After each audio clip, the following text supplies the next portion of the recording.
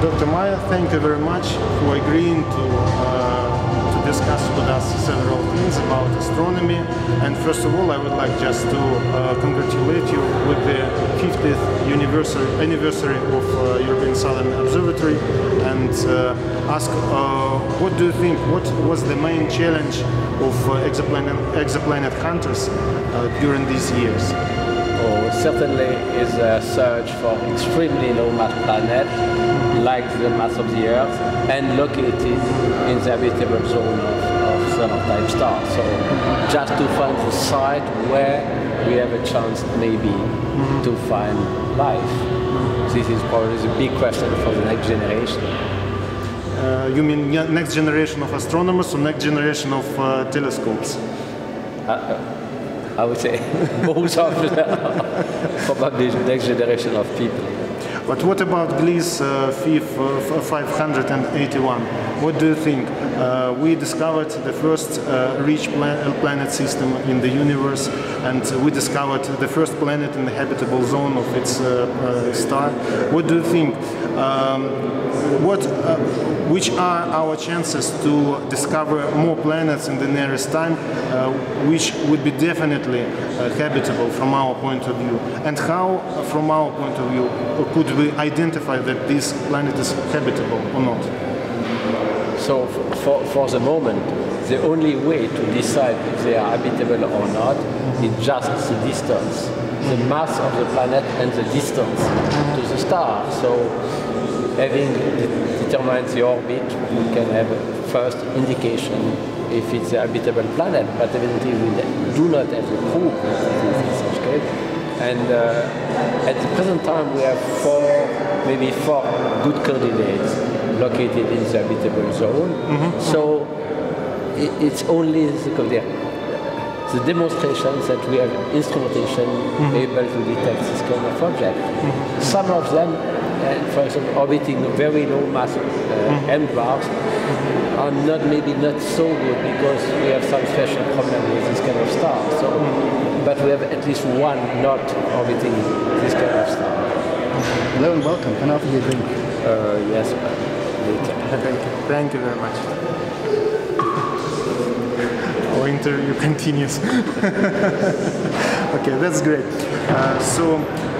But if we're talking about potentially habitable planet, how could we be sure that this planet is definitely habitable, that there's life? There must be some signs and spectrums, I guess. Yes.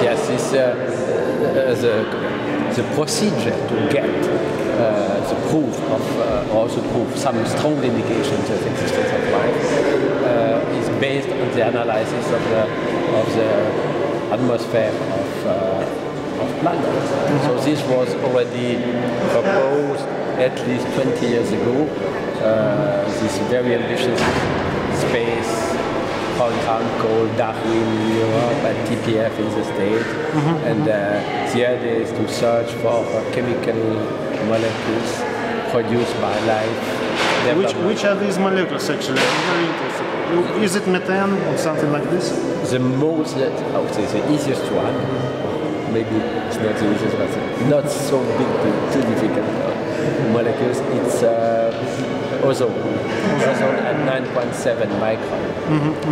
And this is strong signature and indicative of a strong percentage of oxygen in the atmosphere of Earth. And oxygen cannot be produced by natural physical process except life. Except life. So photosynthesis. Yes, exactly. And evidently, if we can add methane and oxide of azote, nitrogen, it's a much stronger case for life. But probably the first indication will be the line of ozone.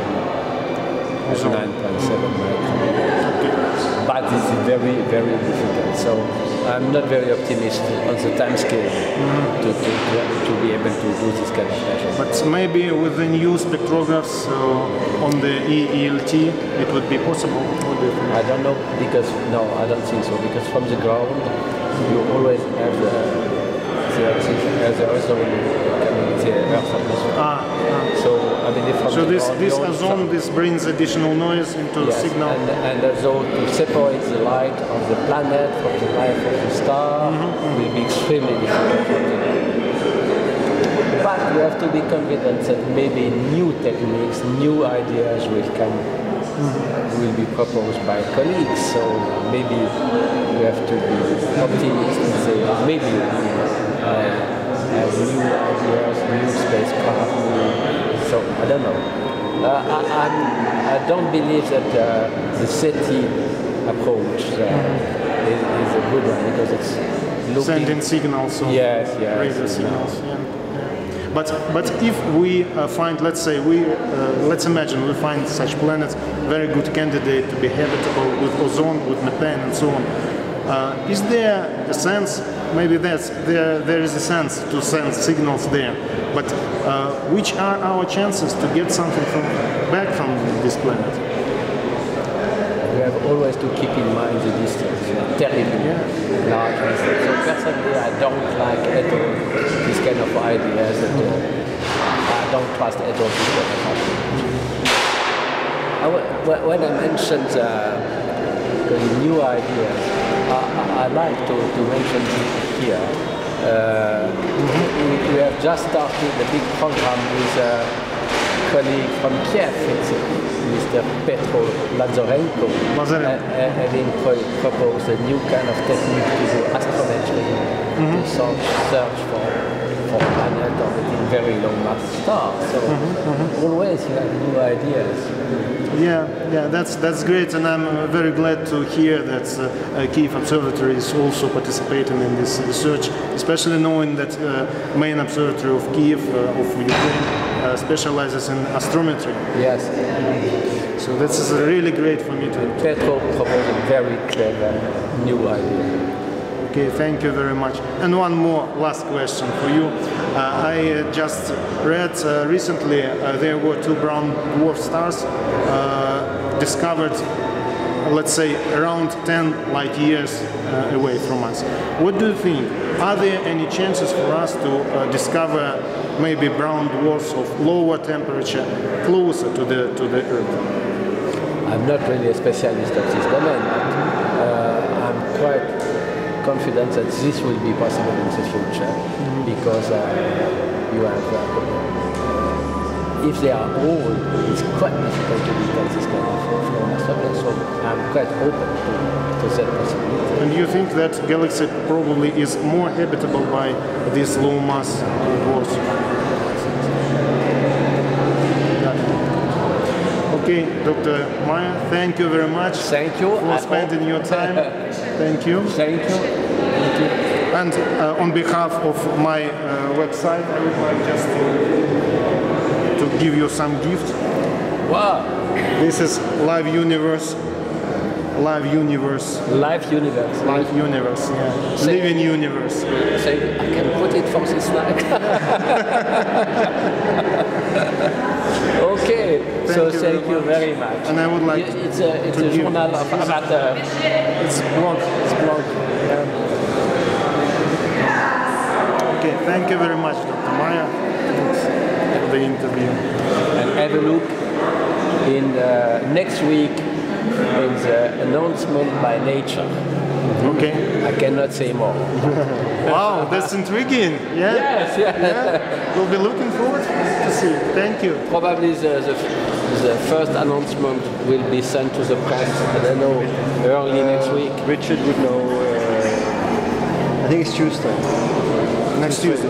Yes, we are late by a few days for this event. I'm following it's more this. Because this time Nature was extra cautious because it's such a nice story that everyone will want to report on it. So. I gave 2 conferences in the state in Cornell University last week, and it was exactly on this kind of topic. So I finished my talk. Do we have a planet orbiting this star? question in 10 days. I don't say anything more, nothing more. Just teasing the people. It must be wonderful working in a field that moves so quickly. It's a crazy area. Exoplanets is it's so interesting. You cannot imagine what will you have the next day. Yeah. And I just mentioned here that we have started